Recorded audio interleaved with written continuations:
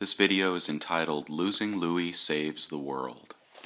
What you have in front of you is a picture taken in Columbia, South Carolina on March 1st, 1944. This is the 513th Fighter Bomber Squadron, and my dad is in this group.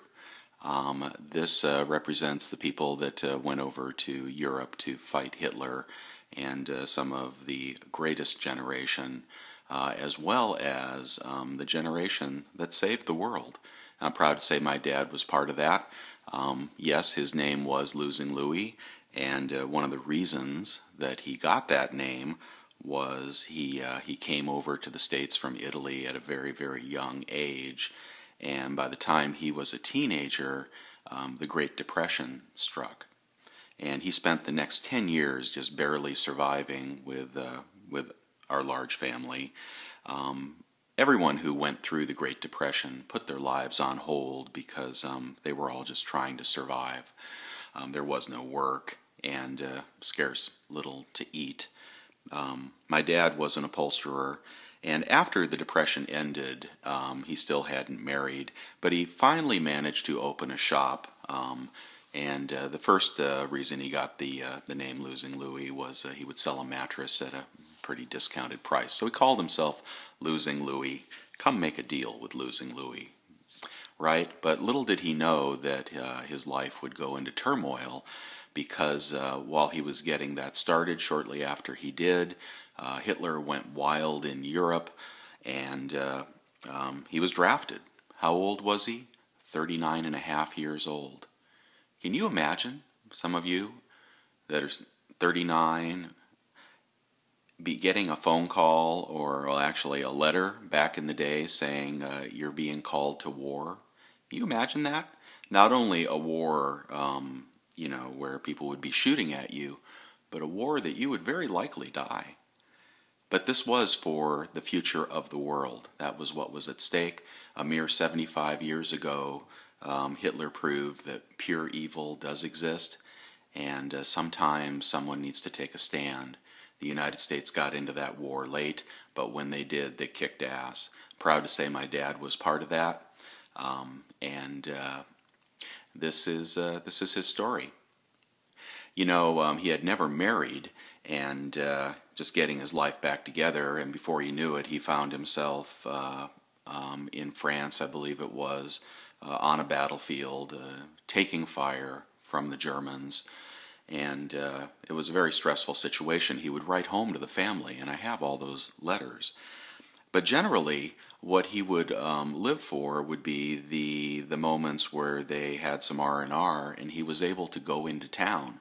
Well, what was his goal when he went into town?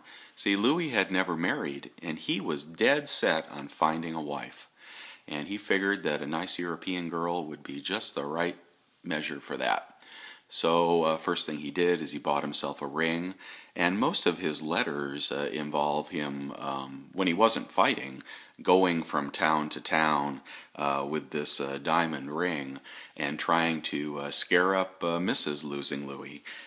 So it's quite a humorous thing to watch him go across Europe looking for a wife, at the same time being shot at, nearly killed once. But he never did find a wife in Europe. He wound up coming home with that diamond ring and starting a family here.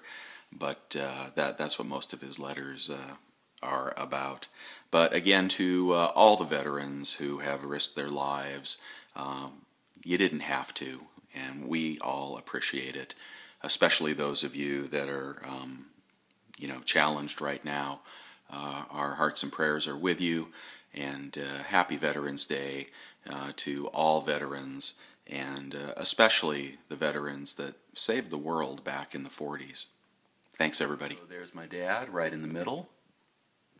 Yeah, he's the old guy, 39 years old, holding his own with those young bucks.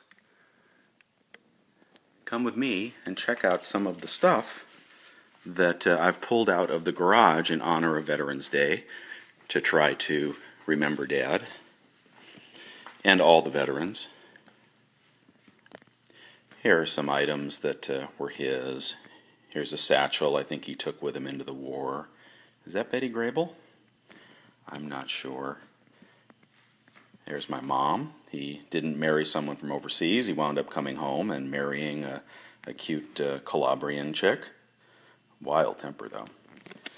Here's a little book called Mission Accomplished. This is about Normandy. Here's one of the towns we bombed, Durin. Yeah, he smoked. Looks like he had a filter there, like FDR. One of his prized possessions, propeller, German binoculars. Where's that? There's the swastika. Those are great binoculars. He and I used to take those to the racetrack. When I was a kid, I didn't bet. Here's the store. I'm not making this stuff up. Make a deal with Losing Louie. That was his store, and that was him. Because he couldn't catch a break. That was the story of his life. And then really, really interesting that I have all of his old letters. Thanks, Aunt Mary, who saved these for me. And sometimes I like to read these to remind me of the 40s and what happened. Here's a letter from 1943. Dear Zena and Pa, I got your letter yesterday. I've been on a hike for 10 days. Things are tough here. We are heading for overseas, but that does not mean we will go. We are just getting in shape in case. Tell Pa to tell those guys the last 6 months I have not had time, on and on about, he's worried about home. Here's a letter, let's see. Let's go to this one here. Usual. He's talking about the USO shows. They have a girl, acrobat, piano player, and comedians. Sometimes a good band.